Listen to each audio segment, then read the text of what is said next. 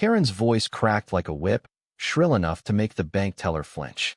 "He's stealing my money," she screamed, pointing at Marcus, who stood calmly at the counter, his hands steady on a stack of papers. The bank lobby froze, every eye darting between the red-faced woman in a floral dress and the black man in a tailored suit, unfazed by her outburst. Karen, the self-appointed queen of the Willow Creek HOA, had stormed into First National Bank that morning, convinced Marcus was up to no good. She'd seen him at the community meeting last week, challenging her iron grip on the neighborhood's rules, and now here he was, meddling with her bank. Her pulse raced as she dialed 911, her accusations spilling out like venom. "He's freezing accounts. He's a criminal," she barked into the phone, oblivious to the irony that she'd just shattered a glass partition in her rage, shards glittering across the marble floor. Marcus didn't blink. He'd dealt with Karens before too many to count, but this one was a Category 5. He'd come to the bank to freeze his own account after noticing suspicious withdrawals, a precaution after months of HOA disputes left him wary of sabotage. Karen, however, saw his presence as a personal attack. She'd been skimming HOA funds for years, funneling them into her own account to fuel her lavish lifestyle: new patio furniture, a gaudy fountain, trips to the Bahamas. Marcus, a data analyst with a knack for spotting patterns, had caught wind of her scheme during a routine audit of the HOA's books. His quiet investigation had led him here, to the bank, to protect his own money while he gathered evidence. But Karen's meltdown was escalating, and the stakes were higher than he'd planned. The teller, a young woman named Lila, stammered as she tried to explain that Marcus was within his rights, but Karen's screams drowned her out. "He's hacking the system. Arrest him," she demanded, as two security guards edged closer, their hands on their radios. The air thickened with tension as Marcus turned to face Karen, his eyes blazing with a mix of exhaustion and resolve. He'd spent years navigating spaces where his presence alone was enough to spark suspicion. But this was different. This was personal. Karen's accusations weren't just about money. They were about power, about keeping him in his place. The crowd murmured, phones raised to record the showdown.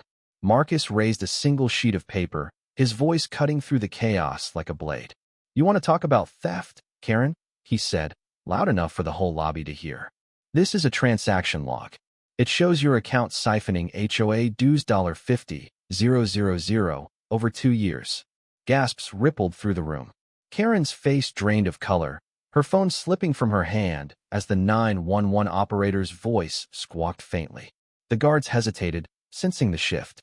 Marcus pressed on, his voice steady but laced with righteous anger. "I froze my account to stop you from draining it, too. You thought you could pin this on me." He tossed the paper onto the counter, where it landed among the glass shards, a damning exhibit in this impromptu trial. Karen's bravado crumbled, but she wasn't done. She lunged for the paper, shrieking, "Lies! He's framing me." Her flailing arm knocked over a display of loan brochures, sending them fluttering like startled birds. The guards finally stepped in, one grabbing her arm as she thrashed, her floral dress catching on the counter's edge. Marcus didn't move, his gaze locked on her, a silent challenge.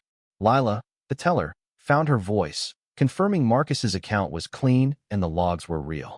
The crowd's murmurs turned to whispers of disbelief, then outrage.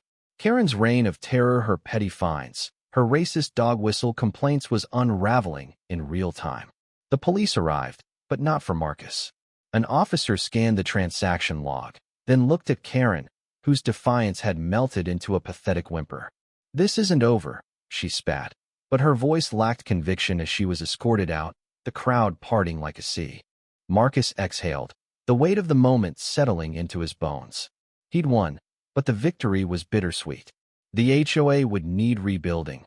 Trust would take years to restore, and the scars of Karen's accusations would linger. He gathered his papers, nodded to Lila, and walked out into the cold November air. The bank's wooden sign, scrawled with "Justice freezes lies in their tracks," caught his eye as he passed. Back at Willow Creek, the neighborhood buzzed with the news. Karen's fountain was dismantled by volunteers the next day, a symbolic end to her tyranny. Marcus didn't gloat, didn't need to. He'd exposed the truth, and that was enough.